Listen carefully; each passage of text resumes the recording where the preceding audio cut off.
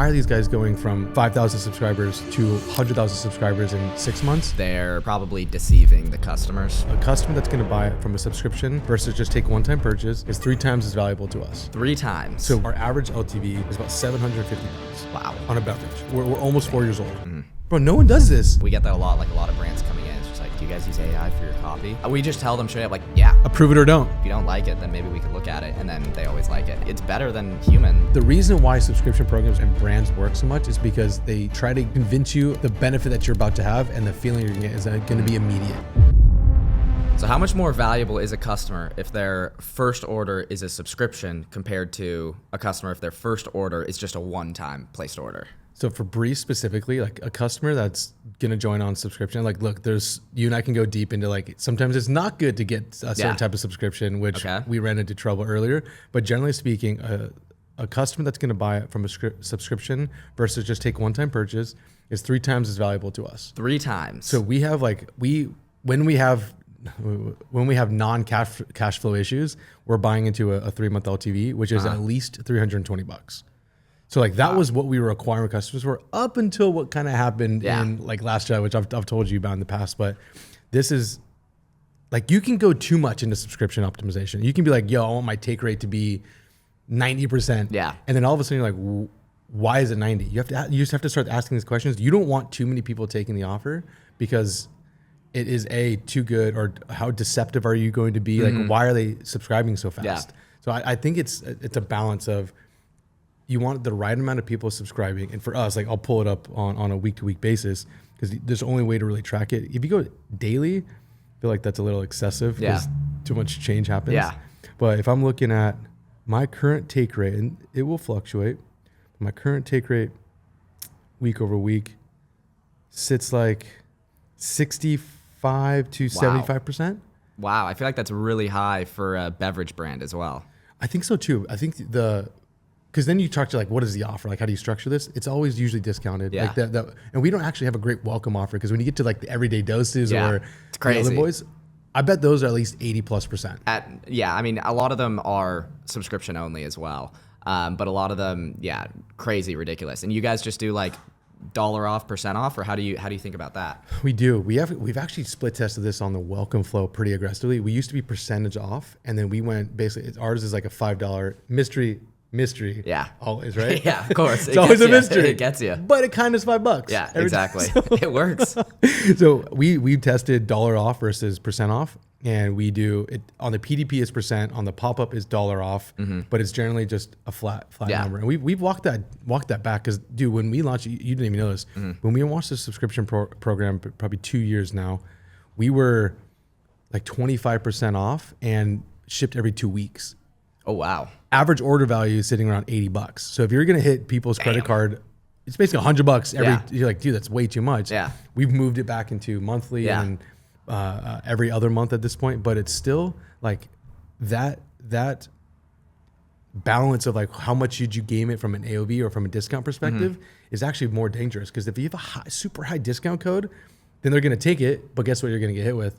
That day zero churn, exactly, which is like, it kills me. Gotcha. Yeah. Okay. There's a lot of stuff to unpack there, but I want to go back a little bit towards the like how much value is that subscriber? So you said 3 times on average. At least three. At least is that 3-month LTV? Is that like all-time LTV? Like what is that? No, all-time LTV for us sits pretty high because this product. Okay, so there's across the different cohorts. Our average LTV is about $750. Wow. On a beverage. We're almost 4 years old. Right, in between, like where does it kind of fall off to?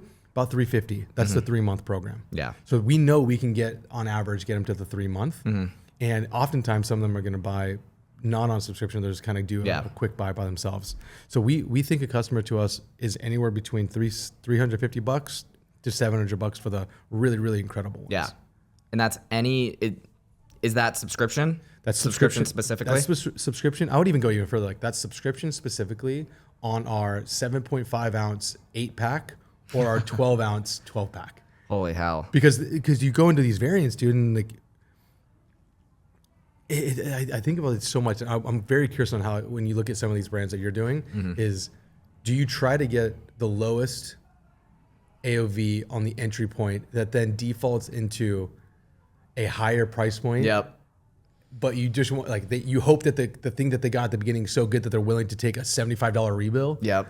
Dude, it's I debate this all the time. It's so tough. It's so tough to like test actual like subscription offers, and because you got to wait and see what 30 days. Yeah, at least, and then that's only tracking like the 30-day numbers. But it's like, does that change after like 90 days? Have you guys tested anything in terms of like different bundles, like like doing bigger bundles? And have you noticed like a difference if in LTV and churn if somebody's doing an 8-pack versus 32-pack? Oh yeah. Oh dude, even deeper. So we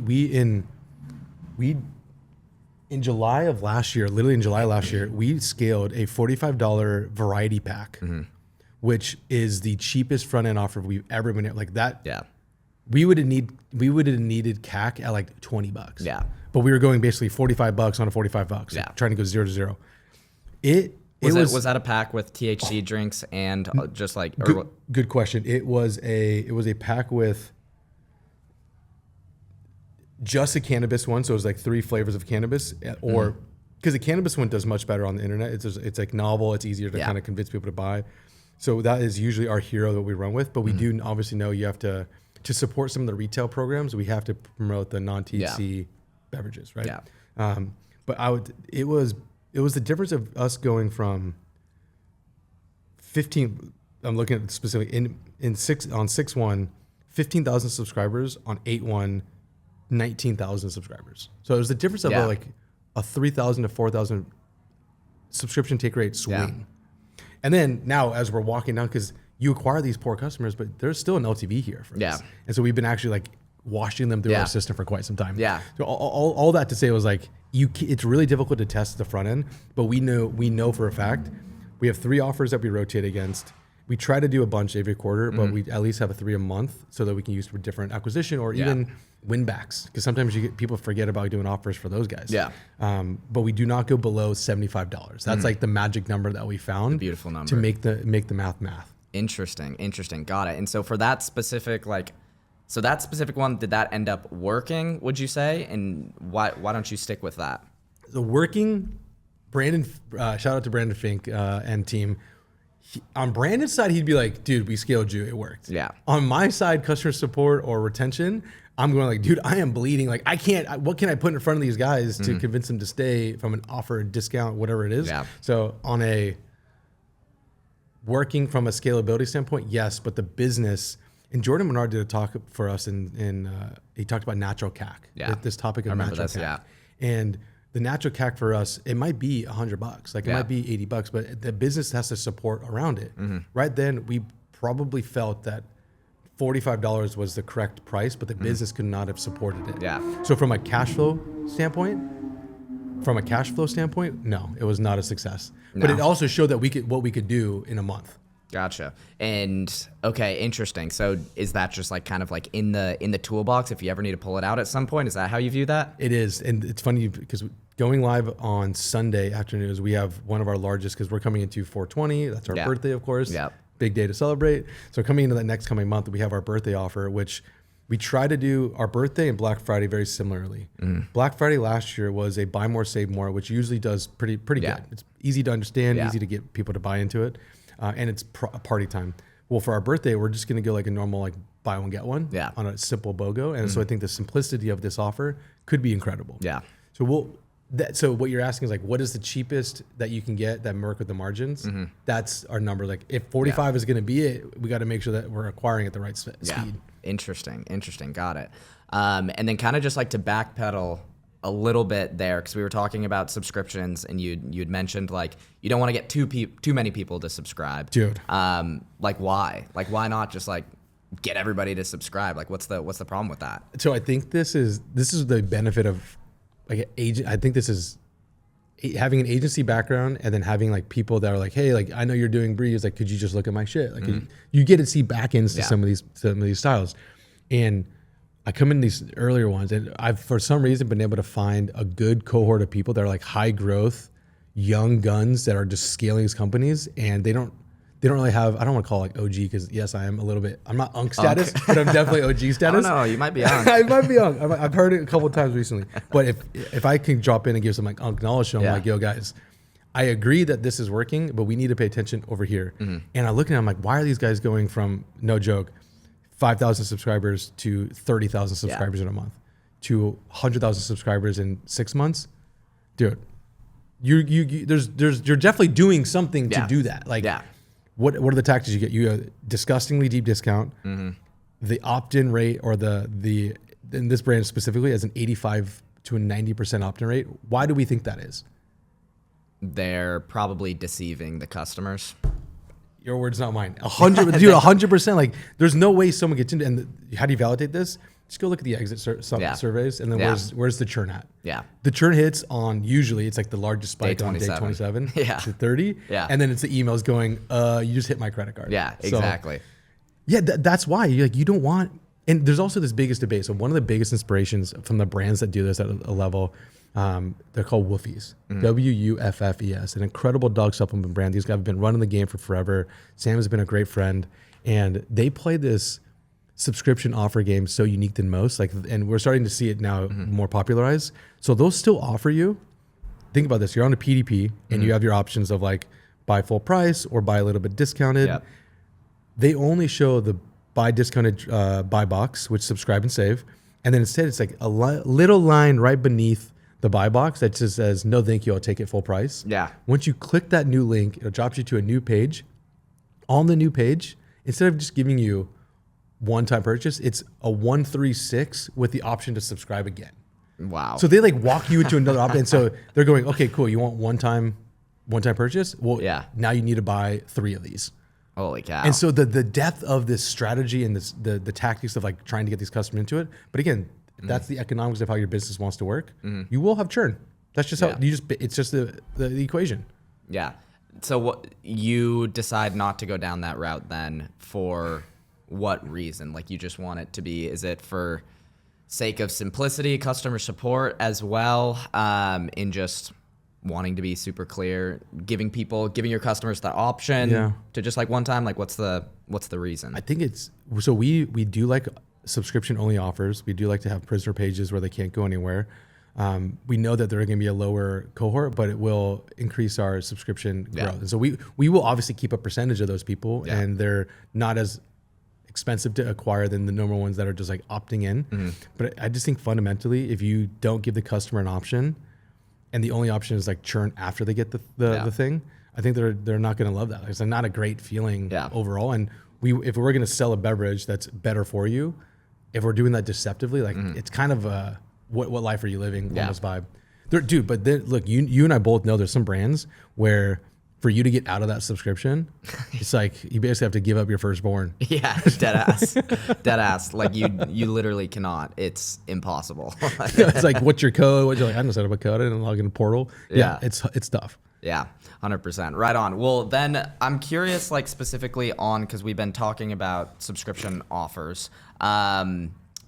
I guess like a little bit more on the subscription offers, and then I want to dive into like actually your subscription setup and onboarding and how you guys treat it. But like specifically like on the acquisition side, when you are running offers towards subscription deals, like are you specifically running ads toward, because you mentioned you had pages where it's specific to subscription only offers. Do you ever worry about confusing customers with having all sorts of different offers running at the same time? Is there any concern about that, or has that never been something that you worry about? I used to actually trip on this a lot, because you try to be intentional about the journey that they're supposed to take, but then when you actually look at any of these reporting tools, Converge, Triple, Northbeam, they're touching 6 or 7 different pages, and then they're getting that email, and then they got an SMS, and then maybe they got like a Post-it or like something sent to their house. So I used to be very, very intentional. Now I have like an overarching thing I'm trying to get the team to run from. So if I'm looking at my document, in January we had 1, 2, 3, 4, 5, and listen to the diversities offers. Dry January lift kit, 16 micros plus 4 shots, offer 1. Infused variety pack, 12 plus 4 free shots. Or OG micro, so just like our normal smaller cans, plus 4 shots, 12 pack only. Yeah. So they like, and then it goes OG micro plus 4 flow. So those are all different. Yeah. But they're the same product. It's kind of like Mexican food. It's either a taco, a burrito, or what. It's the same shit. You just got to keep wrapping it different things. Yeah. So on this one specifically, you're like, when should all these customers get it? Now in my head, I go, I need them all to be what we call locked in landers, prisoner page, no navigation. Add to that page. And then from the remarketing standpoint, it's kind of up to media buyer, or it's kind of up to the team's journey. They can either go back right to that page, or you go to the website and shop around. Yeah. Now I think there's two ways of doing it. That's like one funnel where it's like the tight on the top, a little bit wider on the bottom. Get them in only for this specific offer. That's all they can see. If they don't buy, cool, we'll put you to the website. Or the other way, which is drop into the website first, let them shop around, let them click through, and then what do they get on the follow-up?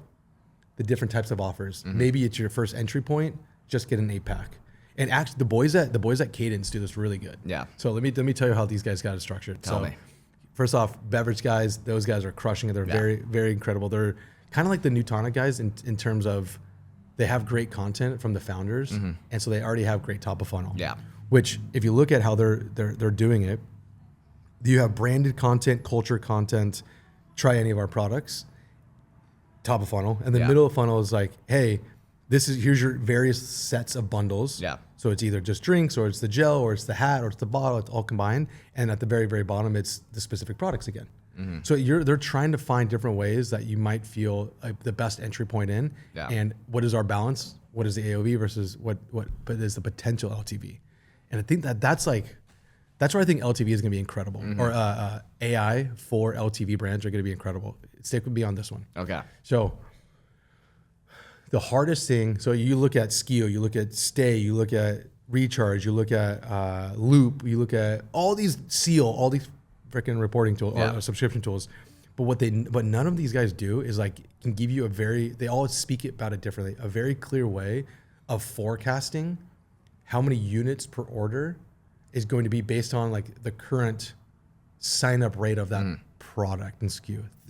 Okay, so sit with me on this. So like, you have people you have your cracked acquisition team spending a shit ton of money, and they're like basically day trading, turning ads and offers off daily. But us on the retention side, where we should be understanding exactly what is potential churn for this specific SKU, for this specific one, and then also what is this growth. Bro, no one does this. So like, if the way that you can get it from a demand planning standpoint, you have to solve this shit first. But I don't see anybody solving this stuff. That's why I'm like, and to me, it's like the biggest struggle, because I'm like, what tool do I use? And I'm not a vibe coder. Like I'm not there yet. That's why everything's just in Google Sheets. Always. Literally, I'm like, of all the dashboards we have, this isn't Claude. This is Sheets. Seriously, that's crazy. And so when you're running all these offers, just like to kind of like get a final sort of like bow on it, like, is the whole goal of running all these offers, is it to find the one banger offer that you just drive a shit ton of traffic to, or is it to just have a shit ton of offers because there's so many different customers who prefer different things, and there's so many different entry points, and you're trying to like have a wider surface area, because some person's going to prefer this path, some person's going to prefer this. So are you just trying to like give so many options to the customer that you can serve everybody, or is it to be like, this specific offer is ripping, now let's triple down, or is it like a mix of both? So you kind of answered it for me. It is a mixture of both, but let me explain why both are important.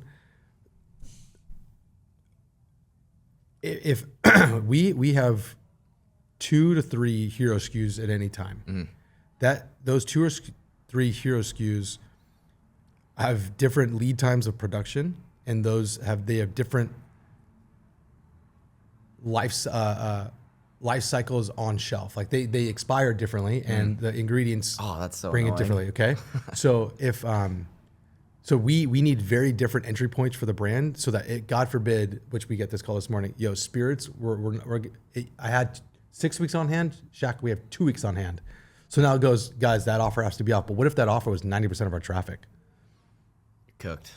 What do? We're fucked. Yeah. We're absolutely fucked. So now you go into, by necessity of a brand that's wanting to push multiple products or wanting to sell and not be dependent on one core SKU, this is how our business is set up. We need variety of entry. Now, then if anything, God forbid, goes wrong, we're like, cool, that traffic, it wasn't 90%, that was 20%. Boom, that sucks. But guess what we have in the hopper? And that system of creation of offer or framing of new products being sold, dude, insurance. Yeah, it's not having too many eggs in one basket. 100%. And like, then you go like, okay, the second layer in is like, okay, a customer, and I know a customer's best journey for me is if they started a 7 ounce or 7.5 8 pack and they make their way to a 12 ounce 12 pack. So what is that? How do I get that repeat rate on that journey? And the most times I can do that is when I know they're going to stick with me. Like that's it. That's the equation that only matters. Beautiful. Right? Hell yeah. Dude, and the thing is, I never needed to be retention. It was all acquisition. And that's why this shit's so different, because I think about it from an acquisition standpoint in a retention play. And even when you're about to ask me like, okay, well, what does like onboard look like? What do these people get on the way in? And I think it's different for each brand, but since our product, similar to this, is like a better for you beverage that's going to feel some type of way. There's a unique taste to it. Well, if you're about to get a subscription, your dopamine and you're super excited for this to come. And the first thing is we got to tell you drink it cold. Yeah. So like as soon as you get it, you are not drinking this out of the box. Like put that shit in the refrigerator. So we have to explain like here's why it's going to taste this way. Because I feel like the excitement of them buying the product, they just need to know, hey, subscription has been activated. Yeah. Get familiar with the portal, which I firmly believe it should be either a plain text email from founder, plain text email from someone on support, or just hey, welcome in. Yeah. Simple. Don't need to bang anything else. But because of legality, and especially in California, you have to confirm that they were on subscription from the first email. So that is a must. And so make it as pretty as you want, but you got to be clear. Yeah. And then I would say like we don't send anything until they're about to get the product. And right now, depending on shipment, they're probably going to get their second email between day 3 and day 4, depending on if they get a notification. So first email like instantly, and then the next a few days later. First email instantly. Second email we have a day behind. So it goes order gets placed literally 5 minutes in. Yeah. You're going to get that depending on whatever condition they're going to go into, and then on next email it's going to be a 2-day wait. So it's about to get to you because we have basically a 3 to 4 day shipment. We're trying not to get it to you. Try not to get it to you later than that. But that's Aaron, thank you so much. Your part. Here's what you should expect. And then right after that, we basically wait again, and depending on if they've left us a review or not left us a review, we're assuming that if you're on subscription, you have some sort of, you're giving us an indication like, hey, I kind of want to try be on this for a while. So I'm assuming you're a higher. You care a little bit more. So maybe you might give me a review if it works so good. So that's the third really big touch point. And it kind of goes into the variants, like depending on which SKU that you're going to get. Because if you're buying a SKU of our core drink, which is our smaller one, the consumption of that might be very different. And so we're trying to just give you ideas or recommendations of when you should drink it. So it's literally use the product. Here's what it should taste. And here's what you need to do with it. Gotcha. Interesting. And then within like the first 30 days, because like a lot of people do the subscribe and ghost method where, once somebody's subscribed, don't message them. Sure. Don't email them. Don't text them. What's your thought process on that? I have there's a close brand that we compete with, and they are doing incredible numbers. That's their vibe. They're like, as soon as you're in, that's it. You don't hear from them unless they're trying to do some sort of promo, which it's all different for all the businesses that I've seen on this. Some of them are like, I want our subscribers to be our highest, most loyal people. Yeah. Some people are like, I want my subscribers to not even know that they're on subscription, but continue to get the product. I think we live in between. I think they're gonna get the only communications we do. It's called Slow Slip Sunday, or Slow Sip Saturday, depending on the day which we're gonna go. And it's an incredible mocktail. Yeah. Like something that like yo, I want to get that in my email because I want to get a mocktail. So I think that everyone gets it ongoing. And then we have this different game where it's like, if you're a subscriber for the first month, we tell you, and often we know where, like, depending on some of this brand, where's churn going to be month 2, month 3. It's usually in those areas at the beginning. Then we do the giveaway. Yeah. I was going to ask about that. One of our favorite things to do. That was like the easiest lift. I was like, dude, what can we do that's still worth sending? It's still kind of fun, and it hits both lists. What I mean by that is we'll do, you've been subscribed, awesome, and then we'll send the emails usually on like the 20th to 25th, because it's not a flow, because you have to like let them, I guess it could be a flow, but we do it manually. I'll have to ask Alyssa on that. It is definitely a flow that is done from us manually because we have to update the names because it's real winners. Yeah. So can you explain it? Like, yeah. What you guys do? So And the goal of why you set this up is to reduce churn, or is it for just like overall just kind of like branding play? It's going to be both, and here's why. So I'm gonna just pull up my positioning of it real quick. So this is an evergreen campaign that we send ongoing. Like it's just there's multiple waves to it. So essentially, we have it comes from Corbin. We talk about. Is Corbin a real person, by the way? He is. He is a real guy. Hell yeah. He's our brand manager. Hell yeah. He's a good dude. Most of the emails come from Corbin. Corbin from Breeze. Corbin from Breeze. I actually, what's your opinion on having an email from like the company? Like basically ours is with love at Breeze or like Corbin at Breeze. Do you think you should play with senders? I think it's great. I think it's great. Do you think it's a benefit or is it more I don't aesthetic? think it really does anything. I think it's just kind of like for vibes. I think the vibes are needed on that. I think they help. I don't know if you could like tie it to a specific revenue thing. Just like the sender name being like with love at Breeze. Yeah. Yeah, I don't think people look at that as much. Like they look at the sender name, like Corbin from Breeze. Versus the Corbin from Breeze at or like whatever the okay, I think so. Okay.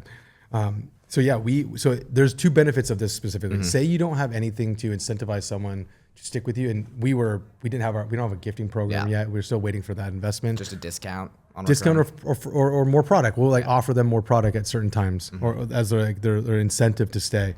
But it's a sidebar real quick before we get back to this. You can't offer someone too much more product because then the number one reason why people are leaving you is because they have too much product. Yeah. So it's like a weird balance, dude. Okay. We do the giveaway for two reasons. The first one is we're going to remind them that you can get a free whatever it is, and it's usually dope. It's like a 25 pack or sorry, 24 pack. It's not just a small sixer. And we always select at least 5 to 6 winners. So it's very cheap cost. They're stoked to get it.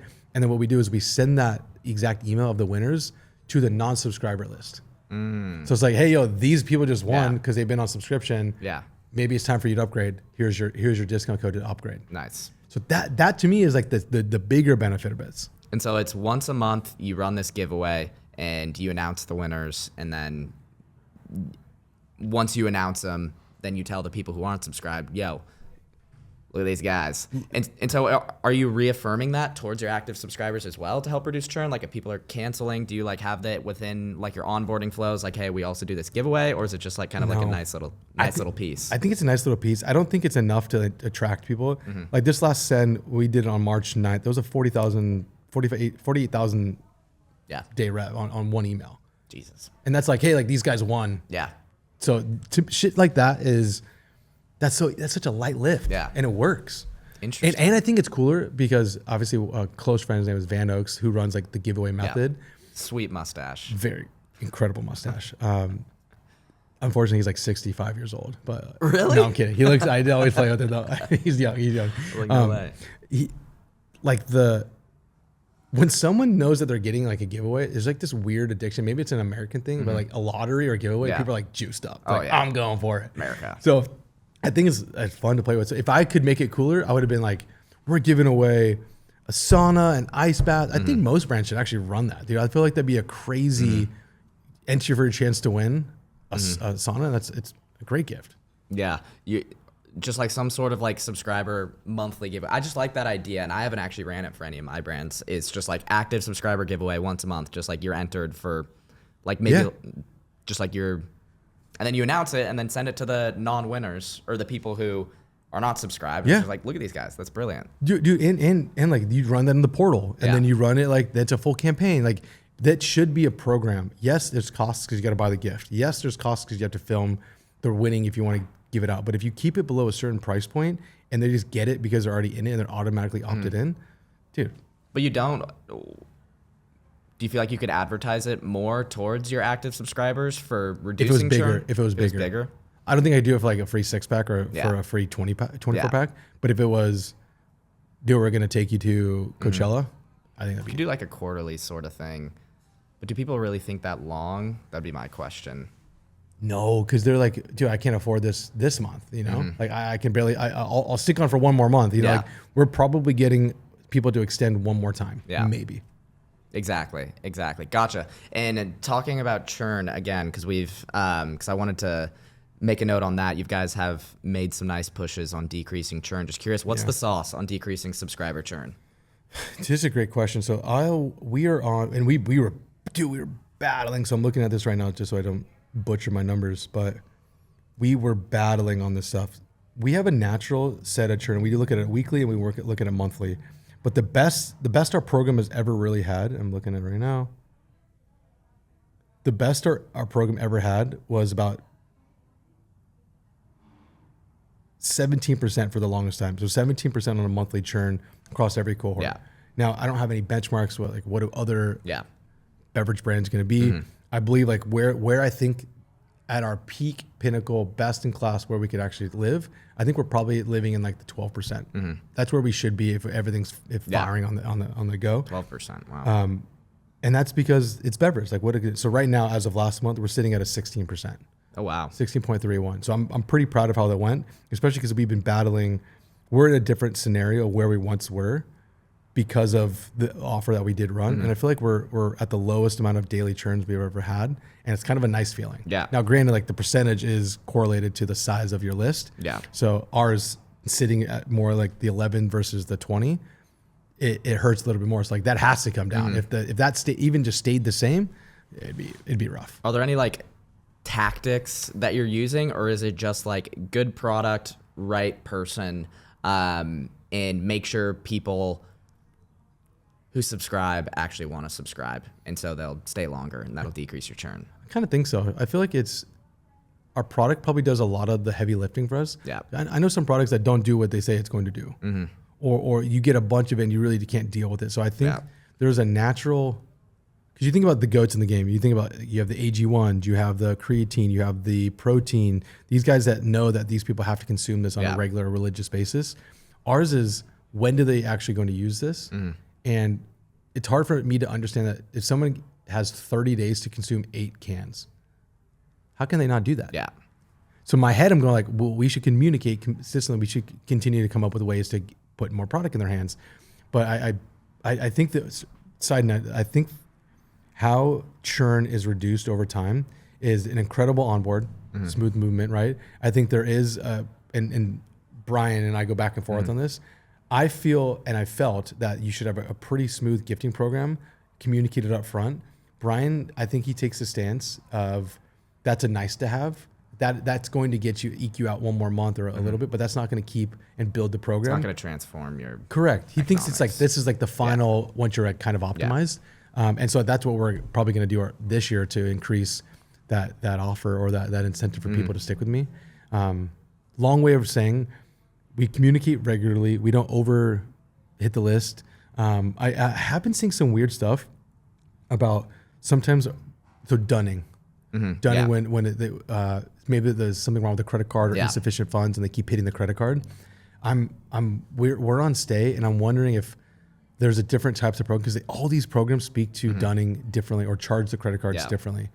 I just saw a migration from a loop to a Skio, and there's like a mismapping of how the customer tags are, customer IDs are, because they all communicate and say the different things about dunning.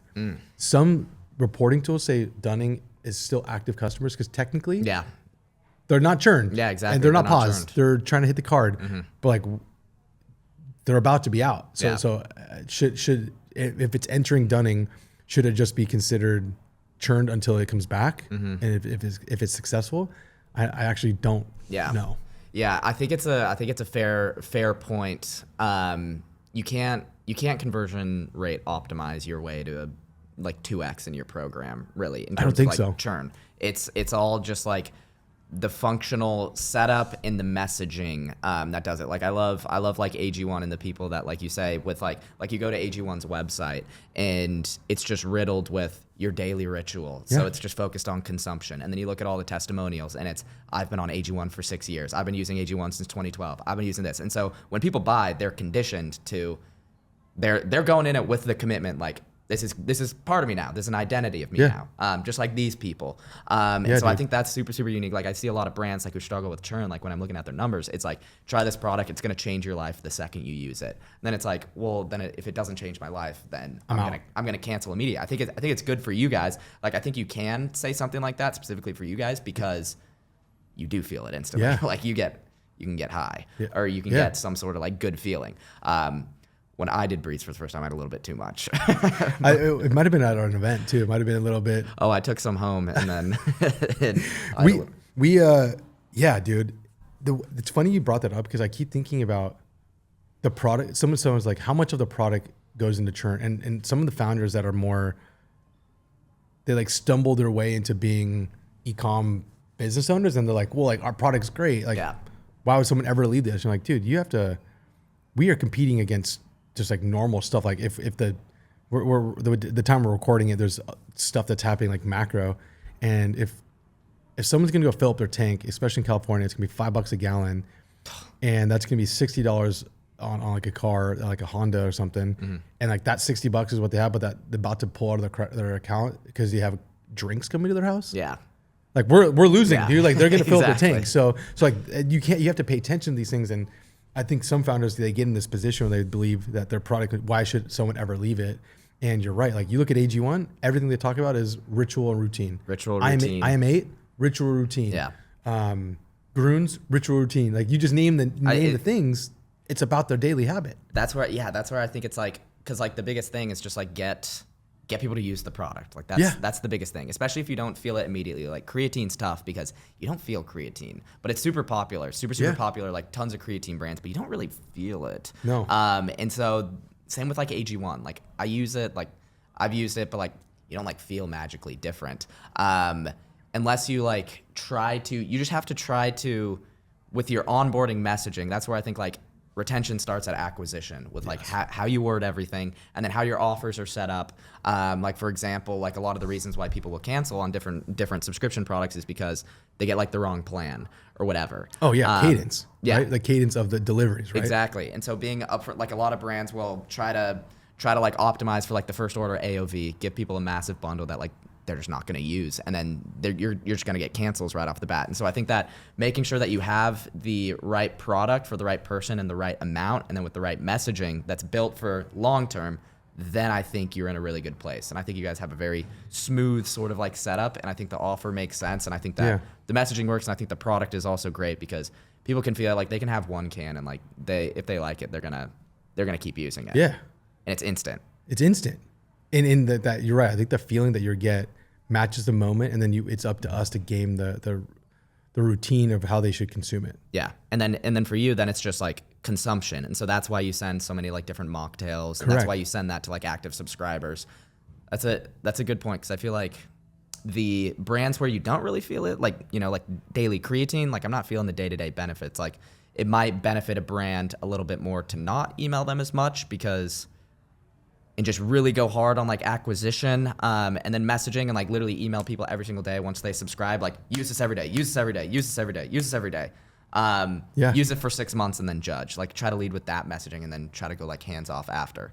I'm not sure. How would you treat it? Like if you were a creatine brand, for example, or like protein powder brand, like how would you change what you do with your subscription program? Like how do you think about that? Because also you advise with like a ton of large scaling brands. Like how do you treat it differently? I think I have a corrected creatine. So things that you need time to prove out is going to work, and I'll tie you back into the future where I think this is going to go. For a creatine, for protein specifically, you have to go almost aggressively of like before and afters. Mm-hmm. You have to be like, this person started here and he's 6 months in. Look at him now. Mm-hmm. Look what he's talking about. Look at what he looks like. You have to paint the story of such futureness before you get their second or third rebuild. I think that is where, because people have an understanding of like creatine, it's not supposed to do anything. Yeah. But I want to make sure that eventually something will happen. Yeah. And I think that's why you look at Create or these creatine gummies, and they try to make it delicious. Yeah. Because like we want you to, that's like a little sweet treat that's actually benefiting you. Yeah. But if it's just straight powder from like a gains and bulk standpoint, they're trying to go, even then, where do they win? Flavored creatine. Exactly. Where did new tonic, what do they go to? Flavored creatine packets. So like the it has to fit the stack. And I think Gains is the perfect example of this. Is they talk about the purity and the quality and the then they go into flavor, and then they actually try and win on price point. Where because they know quality, price point, and flavor are the only real three things that are going to matter, not necessarily what it's going to do to the body. Yeah. So I think from a protein standpoint, bang the flavors and routines that way you can mix it in. Creatine, I actually think is a very difficult business if it's just going to be plain and flat as it is. That's a really good point. Interesting. Yeah, I think you just have to, I think like leading with some sort of messaging for something like that, using sort of wording that's like, you're not going to feel it on the day to day, but in 6 months, you're going to look back and be like, and look at this example. Yeah. And then look at this example. Look at this, look at this, look at this. And then just future pace, just like, just take it every day for 6 months, and you're going to look back and be like, oh my gosh, I feel like a different person. Dude, yes. And one of our close friends, he's running basically, he's like creatine for bigger butts. How's that even? What does that even mean? Like, send me the link. How does it? Let me get the customer list. How is that even real, dude? It's like, I'm gonna take this creatine. It's gonna make my butt bigger. Like, what is that gonna do? But the fact that he's like so specific on how that's positioned, it blew my mind. I'm like, you know exactly what you're doing, and for that to work, you actually have to put work in. And so he's basically letting this product force a habit to build the routine of saying you're gonna go do your squats, you're gonna go do your waist training, you're gonna go do your lunges with this, and this plus this equals exactly what you're hoping it to be. And I think so. What this leads me to in the future is you see like this rise of like telemedicine. Yeah. Okay. Telemedicine. Why I'm so like losing my mind. Yes, I've been on GLPs and I've tried the NADs and things. There's the reason why subscription programs and brands work so much is because they try to convince you of the benefit that you're about to have, and the feeling you're gonna get is going to be immediate. Yeah. Very few things do this. Yes. When you are injecting yourself or when you're taking over-the-counter prescription drugs from doctors, they will do what it says it's going to do. Exactly. So if you have a way of like acquiring customers, making claims of like you will lose literally this weight or you will feel this specific way, and it actually does that. It actually does it. That's the difference. You're not going anywhere. You're there. Products that actually work and do what they say. Shocking.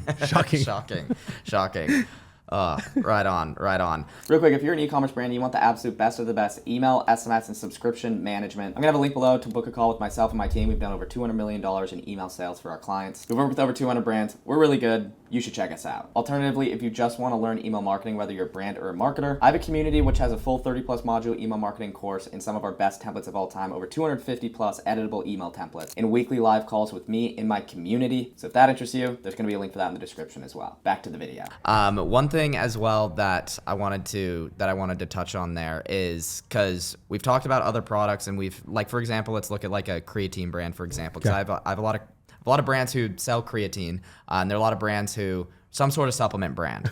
It's weird. You don't look like you work out at all, though. All right. Chill. How do you treat like cross sells and upsells for active subscribers? Because I have brands who are like they just want cross sells and upsells. Like, let's drill our subscribers with like they're on creatine. I need to get them on protein. Yeah. Have you seen success with like cross-selling and upselling? You could talk about Breeze, like whatever. In general, I don't really know where I stand. I haven't had much success myself because like people are subscribed to the product they have for a reason. Curious, like your thoughts there. We have two. I'll use ours and I'll use another example of this. The only reason, so if you are not positioning, and I think protein brands should do better at this, the system and protocol of what people are consuming, of like the 1 + 1 = 3, like 1 + 1 = 3. It's the benefit of like these two togethers are like exponentially better if they were versus them being by themselves. And so when you're right, if I'm subscribed to a creatine, generally like that is not I'm trying to gain muscle or build protein, but the what is someone wanting if they're going to be just on protein or just on creatine? Probably to better their performance or better their output in some area. Yeah. And so that system of selling them, that probably is what's not working, because I took this as a discount and I want to be on subscription here. And now you're asking me to spend more money. What is my benefit? Like there is an equation to where I can give them this much more discount because they've already been a subscriber and they've already paid me my quote unquote, hopefully my CAC back.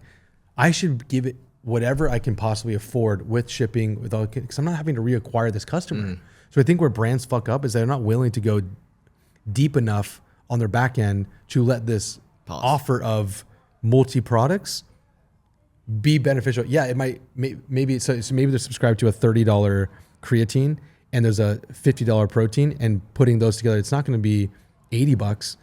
We'll give it to you guys for 45 or 50, and now both of them are discounted, and I'm only paying $5 or $10 more. Yeah, because we want ARPU to grow slightly. You don't want it to go exponentially. So I think. So that's an example. I think people fuck up the presenting of the incentive to the existing buyer base at the wrong, and also, dude, if I've been a subscriber and I get an offer that's incorrect, I'm going, dude, fuck you. Yeah. I'm out. Exactly. So it's actually more detrimental to put the wrong offer. Yeah. So for what we do on Breeze, it's always a free something. They're always going to get free. So like you're going to get shots. If you want to upgrade this specific month, which means we might get them for one rebill. Is it shots of the same product, or is it other? Correct. So the shots of a different product, because we're selling seltzers to everybody primarily. We wouldn't do shots to them who bought the Spirit, which is basically shots of the Spirit. Yeah. So the Spirit would get a free six pack or free 4-pack. So we would make sure that the offer is incentive to the other direction. And usually pushing people into cross sells and upsells is just a long game. Yeah.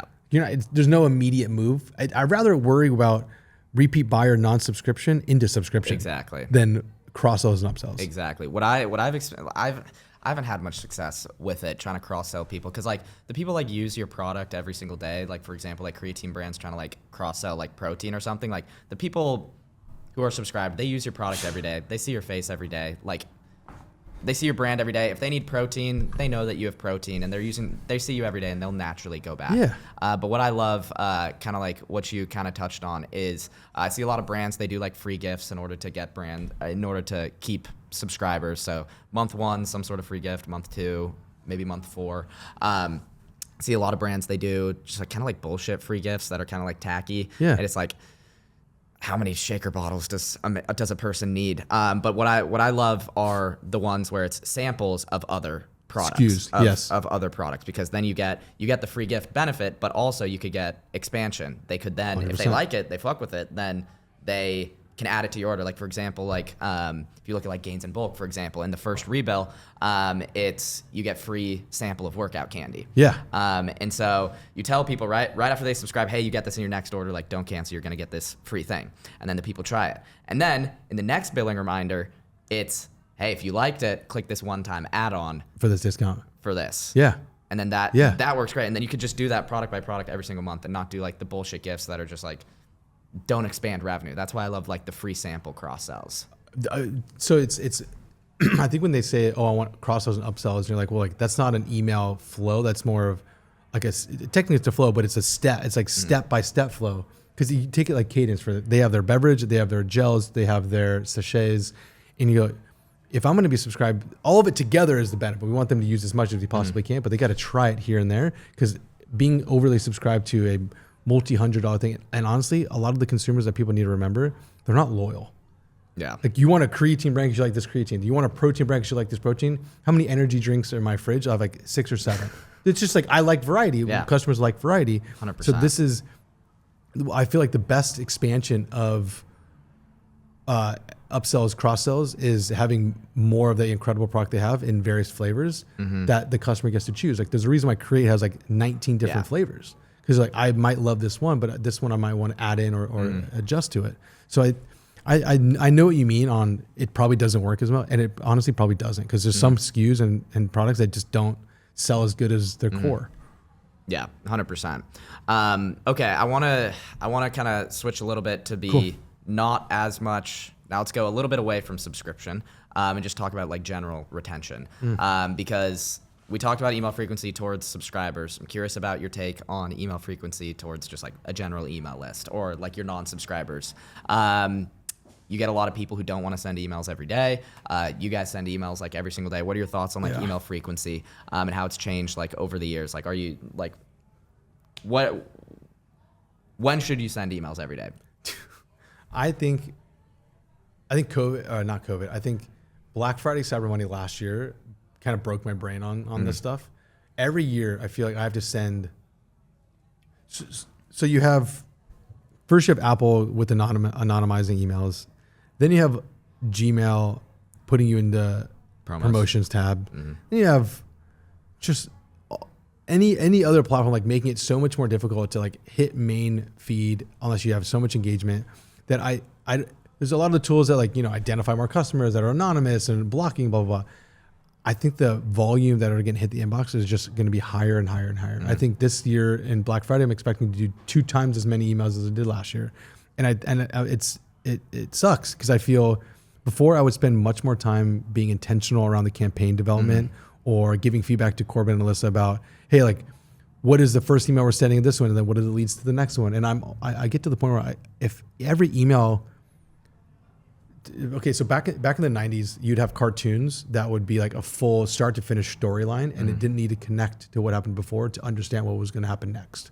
I feel in our email system, any sort of emails are going out, that email should be a full story with the offer complete done. Yeah, it doesn't need prior context. No, and which means if you're going to be sending every day, which we pretty much do on average, the amount of campaigns we do on a monthly basis ranges between 18 to 28. Okay. It could also go higher if we do retail campaigns. Like it could be anywhere between 18 to 40 emails. But the segmentation, usually by region, our segmentation is usually by most engaged. And then we do often have win-back campaigns running because we have that rolling cohort of people that haven't been subscribed to us on like a, however far back, we go like 3-month rolling before we start sending offers to them to come back and join. So I'm saddened knowing I'm probably gonna have to continue to increase my emails. And I'm also happy because I think you will get to a point where we'll be able to send a specific email to a specific customer at a specific time that like all the robots handle. Yeah, exactly. Why are you saddened by sending more? Just because you think it's annoying? High unsubscribes? I think it's like you used to have like really dope like email campaign drops or like something would be cool. Like you'd have real shit to talk about. Yeah. And now I feel as though we're going. March is a big for us. We do Mocktail Madness, which is an awesome series that we did. And I'm like, okay, well, that was cool last year. And we had real campaigns and stuff to talk about. This month, I feel like we got to run this promo. This is the revenue we need to hit. We got to move these cans. So I don't know. That's why it sucks. Because it used to be really cool, big planning, go shoot content. Now I'm going like, cool, here's the theme. Yeah. Let's fit the emails and offers to the theme. Yeah, and it's like you also... I think that open rates are just like hyper inflated as well. Like you can have like 60% open, 65% opens on like Klaviyo, or whatever platform you're using. You look at the open rates, but like how many of those are Gmail or people just marking shit as unread? And is that getting reported? I think that we actually have way less opens than we did in the past. And then also you got stuff going into promos, even on SMS. In the new iOS update, there's now a promo tab for SMS. This is true. So it's just like... And that's where all of them go. Exactly. Like literally. Exactly. And so I think that the email inbox is just getting so crowded, and it's kind of turning into ad platform, and it's just frequency. Try to be at the top of the inbox at all times. And then SMS is going to start to become like the newer email, in my opinion. And then you're going to have like promos, the promo tab and whatnot there. And so... I think it's super interesting, and so I was curious your take on just like the email frequency and kind of like where most brands should land. But it sounds like frequency, increase of frequency. Yeah. I think it's the only option. Cause like you said, we try to be at the top of the feed for ads. You want that first impression when it comes on. I think it's gonna be the same exact way for emails. I agree. You can't not send. And then also like you think about it from the agency standpoint, dude.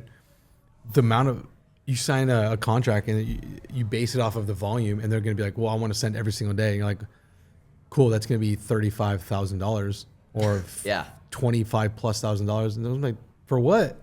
To send emails, and then you got to justify the revenue from email. Like it's.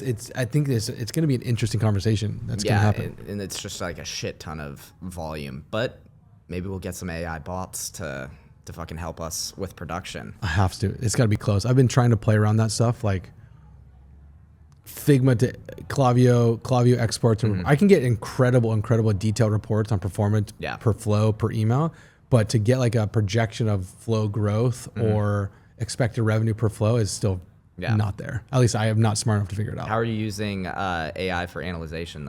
That's good. Are you using like different apps? Did you build something yourself? Yeah, we did. Mix or what? We used to use Rayon, which was a goat. That was such a goat. If I would pull this up, so it's actually They sold, right? they did. They went into the MailChimp family of apps, which means they do not open it to anybody else unless you're on MailChimp. Rip. Isn't that crazy? Yeah. So this is what we call like a flow dashboard. And so this goes back for all of it. And what I'm trying to understand and predict, and this is obviously pulled up to the 12th, up to into February 12th. I was like, I want to know revenue per recipient. I want to know total amount of deliveries. And then I wanted you to tell me like the top 25 top performing revenue per recipient emails. And like, where's the learning here? Yeah. So I think it was able to like highlight and pull it out a little bit different, but you're using AI to analyze it? Well, or is it just this custom dashboard? This is just a custom dashboard. I think from the analysis from short answer is yes, I am. I'm like, I want it to pull some insights based on what it's going to see.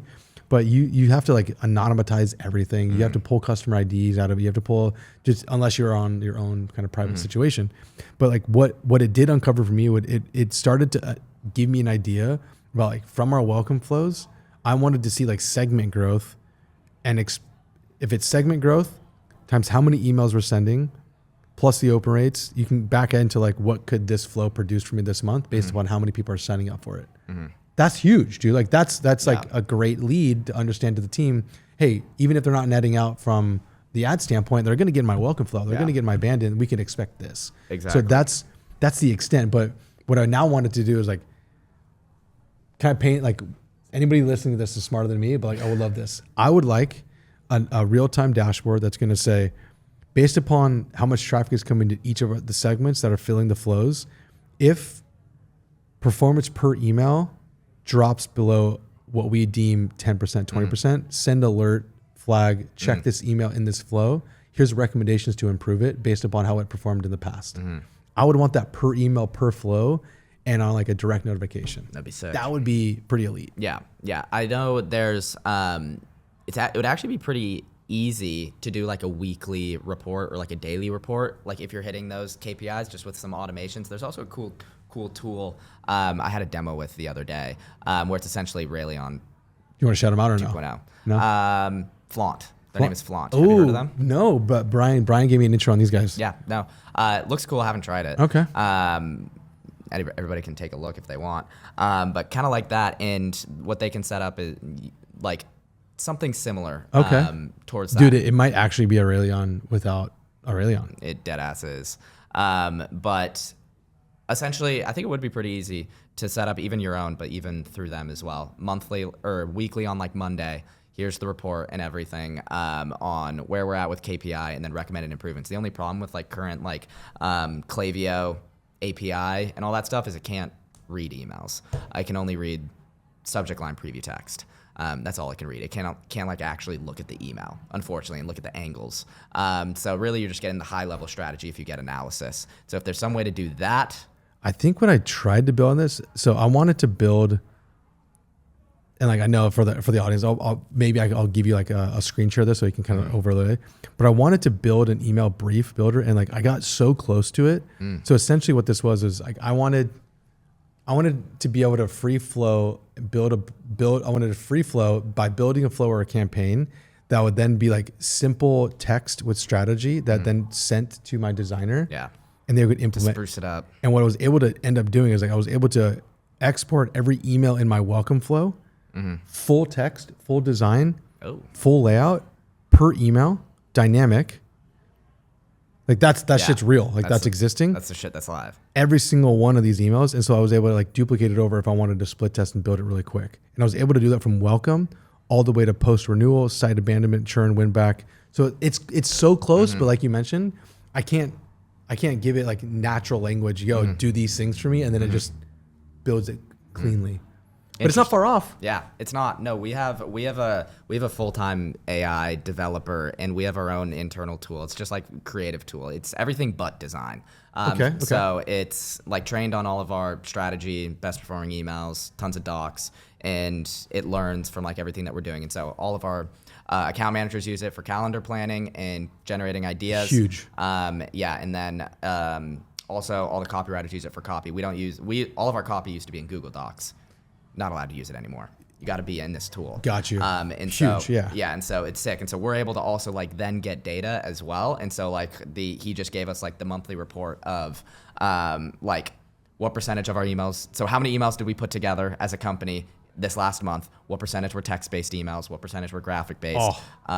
What was our average words per email? What were the different email types? Because like it categorizes it as well. Okay. So it's like X% of our emails are testimonials. How many times did we do store credit emails versus percent off? And like So I'm able good. to just look at across the whole agency, and I'm like, oh shit, like why are we're pretty heavy on discounting. Like we got to chill out a little bit, and then we can adjust it, and then you can kind of it's super sick. And so we have that, and that's like the full suite, and it briefs the email, lays it out how it should be for the designer. Like physically, it's like, I love that. That's what I want. Yeah, it's pretty fucking sick. And then it just goes to the designer exactly how the email should look, spaced out, but just like without the images.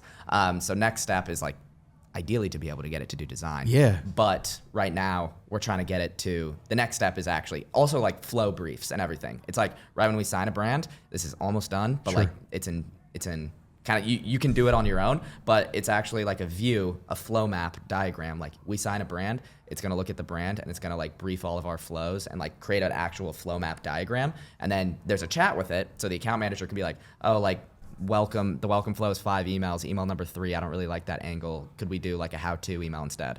And then boom, it'll update it and then do the brief. And then once we're ready, boom, and then it'll generate all the copy for it. And then a copywriter goes in and briefs it, or like double checks it. That's what we have, but I want to get connected to Klaviyo and actually do analysis in there. It's so good, dude. But think about this. Maybe we don't even want them to get into, and this is the balance. We don't even want them. We still want the humans in it to do the thing, just like only strategy. Like, the analysis will be important, no doubt. And I think tools like Flaunt or tools like how Raylian was used, it'll start pulling the things that you're like curious about, and you're like, what was the email that we sent that all of a sudden like charged, like had a massive spike in churn? What did we do? Like what was that? I would want that surfaced, and then the human goes a little bit deeper. Exactly. Even to the design side, there's so many times that a brand or client doesn't have an opinion until they see what you give to them, and they're going like, I really don't like it. Yeah. So there's going to need the human anyways. Because as soon as they realize like you're just kind of prompting, or it's like not as good, it's kind of how people used to feel when they found out like their designer was offshore. Yeah.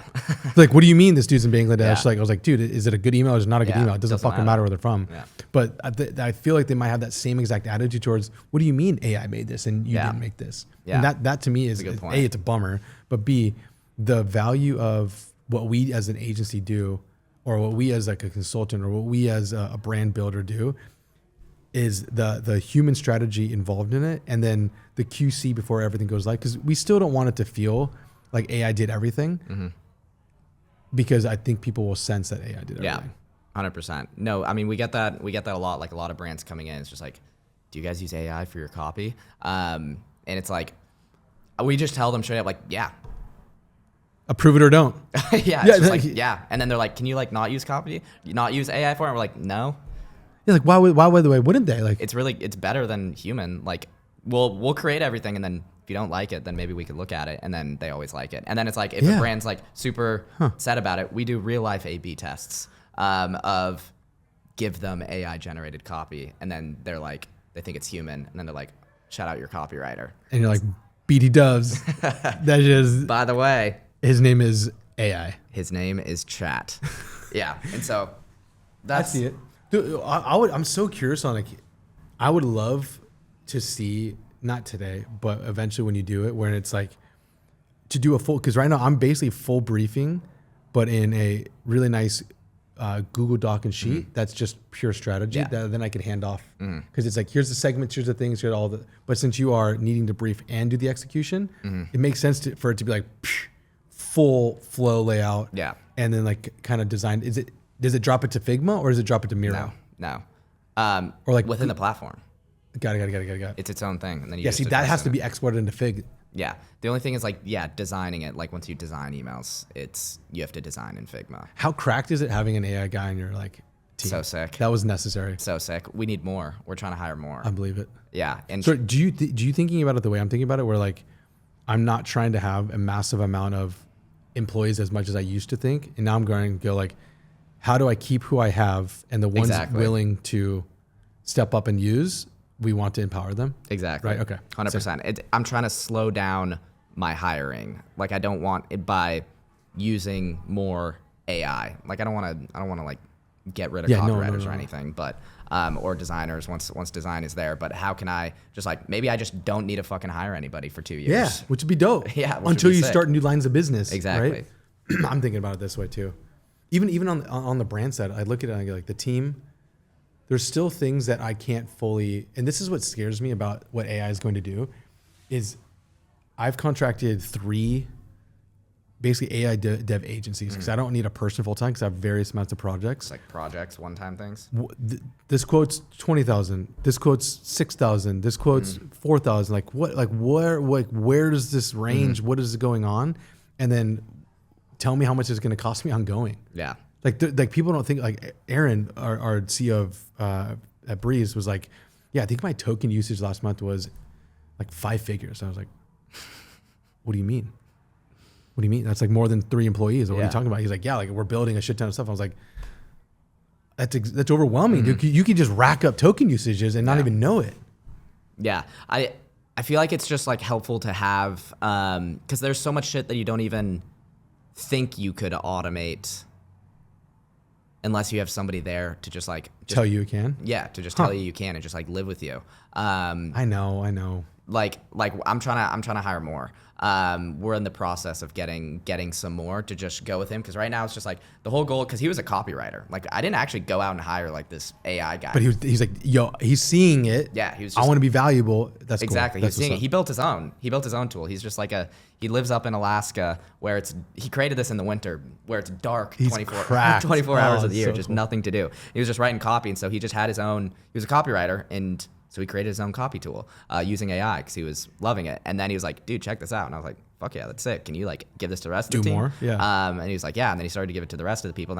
And then it was just like, why don't we just like have you be the AI guy? Yeah. So then he did that, and he's built this whole tool. And then now the goal was just like mastering copy with it. And then now it's like, okay, how do we make this like the full email marketing strategist and suite, and everything runs through it. Now we're starting to use it for client communication in terms of helping draft up our monthly reports. So you just drop in the data in Sheets or voice note as the account manager, but like you can just drop in like your Klaviyo screenshots for the week. That's nice. It'll format the message and then help them send it to the client, help put together reports in like the way like how we like to talk. And so it's just gone to a bunch of different stuff that like I didn't even know existed. I think the reporting side of it has been the most beautiful thing. Like its ability to lay out the information is, you can almost one-shot it no matter how bad you are at prompting. It gives the information correct. Like I had to deliver very important things from a churn standpoint for subscription in California because we might lose the ability. I was like, can you give me, based on how many rebills for each of these customers and the products that they're on and the likelihood of them going to be churned, can you give me like the weekly, monthly, quarterly, and yearly revenue loss projection? And I was like, sure. Bro, that would have taken me forever. Like one state, multiple SKUs. Yeah. No human needs to be like diving deep into spreadsheets and shit and like just doing all of that. Like our account managers, like we started to use some like reporting tool, and it's like, but for the longest time it's like, oh, we don't want to use like templated reports, or like, oh, we don't want to use like AI reporting. But you don't need a human to just like sit down in Sheets and do it. Like you can just have the AI do it. As it should. Yeah. That's cool. That's like one of my favorite use cases, just the data analysis and then presenting it, and then you create your own deductions. It gives you the data in a clean way that's easy to understand, and then you create the insights off of it. As it should. Again, that's the human in the loop for that. Yeah, 100%. And then to go back on the, you know what? Let's keep it a little bit wide actually. Cool. So because everybody had a ton of predictions on 2026 and where 2026 was headed. In January and at the end of 2025, kind of like we're now a few months in. Kind of like, what is 2026 the year of? You think in ecom? Like what are the things that maybe people got wrong or that you don't think will happen, which you will happen? Curious now that we're a few months in. Yeah, we're literally end of Q1. First off, the fact that we're already like in March kind of blows my mind. Like everyone's at like Shop Talk. I'm like, dude, I know Shop Talk's in the end of March. Yeah. I think unfortunately, I think this year is going to be a little bit harder than last year. The performance I'm seeing across the board from an acquisition, from like a meta standpoint, let's start there. From brand scaling or spending, I think they're not hitting what they expected they were going to hit based on my anecdotal performance I get to see on the agencies and the brands that I'm currently like in bed with. Everybody that's winning has a subscription backed, some sort of repeat buying product. I don't see a bunch of people spending a lot of extra money on travel. There's a lot of worry in the world at this current moment. So my brain goes to, I think this year is going to be flat to slightly down. I don't think it's a problem as much as people losing, because they're going to have to adjust their like team, how much they're spending on overhead and OpEx. So I think this is a year of, and this is what I predicted at the beginning of the year. I had a couple posts around this, but I think this year is status quo or slightly down. But I don't take that in a negative line. I think that is like something that has to happen for what will happen next, which is I do think there'll be more AI tools that are friendlier to use. And a lot of the brands like that you're having conversations with, dude, they're not asking you like deep AI questions, or they themselves aren't talking about the tools of which they're using. I think they're all just kind of just managing and running their business. These guys aren't thinking, some of them are, but not a lot of them are going to be forward thinking on how many AI tools they can implement into their business right now, because they're not super massive, sophisticated operators yet. So I think it's still a little bit too far away from the AI front. And I think this will be an okay year, but theme wise, this is definitely the year of, can you create systems and habits for people to follow, and your product actually deliver on what those systems and habits should be done from a consumption standpoint. I think CPG, food and bev, has a crazy renaissance because it's the one thing that AI can't really fuck with. Yeah. It's full consumable. Yeah. And I also think that this will be the back of the year, toward the back half of this year and the beginning of 2027, telemedicine, peptide, better for you, feeling good. Like when the world doesn't necessarily have to quote unquote work anymore because their AI bots are going to be doing it, the biggest thing that I think they're going to need to do is they're going to need to look good. They're going to need to smell good. They're going to need to talk good. They're going to need to have this like in-person relationships much better, or else they're going to be stuck and actually pretty lonely. So I believe food and bev pops hard, and the things that actually like take effect and do something for you is even better. Hell yeah. There we go. Interesting. And on the in-person side with like AI and how it's developing, do you see like sort of like brands switching like how they do their messaging? How do you see like AI affecting brands and how they interact with the customer? Because like you see all the crazy AI ads and everything that everybody's doing. Do you see some sort of like different sort of like viewpoint or actions that brands start to take when communicating with their customers, like doing more in-person events, sort of like things like that you see brands could potentially start doing? I hope so. If they can save money on OpEx, like we've had to gone through this a couple times, but I feel like when we come out of whatever we're in right now, the money that we were spending in this different area will be spent on in-person and relationship and environment building for sure. Like I think I'll use Cadence as an example for this. They have massive investment in budget towards their running, right? They want to be at every coffee and chill. They want to be at every run club. They want to be at every event that they're doing. That has to be the way, because you can only consume so many things online, and I'm sure like there's content being created every single day, so like there's never ending there. But the willingness of spending on an experience or an excitement thing, I know you and I talk about this all the time. Like I would travel nine months out of the year if I possibly could, and because I want those experiences. So I think if brands can tie themselves to some sort of in-person or to some sort of experience, it's worth it. But will they have the money this year? I don't think that's a this year thing. I think it's cut what we need to cut, really focus on the OpEx, continue to like have actual money in the business, not just being spent on all like unnecessary things. And then maybe in 2026, 2027, that investment really hits of cool. You're going to see us in a town near you. Yeah. Do you see like, have you ever seen brands, do you see much success with like Facebook groups, for example? Because one thing that I'm curious about this year is just like communities. Like you hear about like a lot like in the info space and online space is like communities are the shit. Curious if that's going to make its way over to e-com, because there's Facebook groups. Just because like brand messaging is so like, it's not a community. Like emails, it's the brand sending to the customer. Yep. Instagram ads, everything is brand to customer. There's no community part of it besides like Instagram comments. Like there's really nothing. I'm curious, like, have you thought about that at all? Curious what you think there. everything we do is one to many. I think there's 3 brands specifically that have great community. I think the Avi Boys have built a massive community around supplements and women's health. Primal Queen has built a massive community around women and better for you. And then you look at guys like Dad Gang, where they have a massive active community. Those 3 types of brands, I would say, although yes, they are subscription based. Not Dad Gang. Correct, not Dad Gang. But the other 2 are subscription based. The most loyal a customer can be from the community standpoint is to be on subscription. For the Dad Gang side, that's a very easy to manage community because it's a bunch of dudes who are just showing photos of their hats. Yeah. Whereas like on Primal Cream or Avi, it's women going through transformations and needing community and leaning into it. So the product lends itself to the type of chatter. It's something that you can't like kind of do. Like it's sort of, if you were to ask me like, should brands be on TikTok Shop? You're like, yeah, you probably should. But you have to really take that shit serious. It's sort of like, should a brand sell on Amazon? Like, yeah, that you should, but you need to have full programs. You need to know how this works, but you can't just be like, I'm going to start a community because what are you going to chatter about? I think Breeze, we should have a massive Facebook community. Yeah. Because someone's taking our drink to some event and they're posting these videos and being out there and around and experience definitely brings chatter, but you can't like half-ass that. Yeah, I'm always curious, like how does a brand like Dad Gang build community? Like what creates that? Is it just like message, and then like what are the tactical things that people can do to build community? Because I feel like you guys like have a good sense of community as well. Like what do you do? Is it like tell customers to post on social media and you always repost them? Like what are the tactical pieces of it?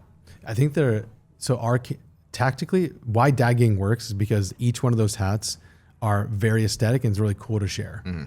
When you see a Dad Gang hat in person, like you kind of like look at each other. It's like you're not doing like Jeep signs and shit, but you basically like, yo, you're Dad Gang, you're a dad, I'm a dad. For us on Breeze, like I think our can is extremely attractive and people want to take a photo of it. And so one of the things that we do is like see a can, spin a can, which is if you see a can on a shelf and the Breeze logo is not forward, you spin it and you take a photo of it. So like that we started that, like Aaron and I started messing around with that. And second is like can in a hand, where like if cans in hands is the intention of what in-person experiences should be, we always need to make sure that you're seeing a can in a hand. And so those photos of like, I'm at an event, I'm taking photos around it, and we do share a lot of lifestyle. It's less of like us, the brand people, talking about our consumers, more so of, hey, I'm at an event or I'm having this experience, and that's where we want to share it. Because like, look at Red Bull. Red Bull doesn't show their can at all. At all, no. They're like, we want to be the experience, but right now, like we know that our can is so aesthetic and that's like our thing at the moment that we have to lean into it. But eventually I don't even want our can to be a part of it. I want the aesthetic of what the environment is to be like, that's a Breeze vibe. The biggest thing that I think we do from community, and we haven't been able to execute it yet because resources,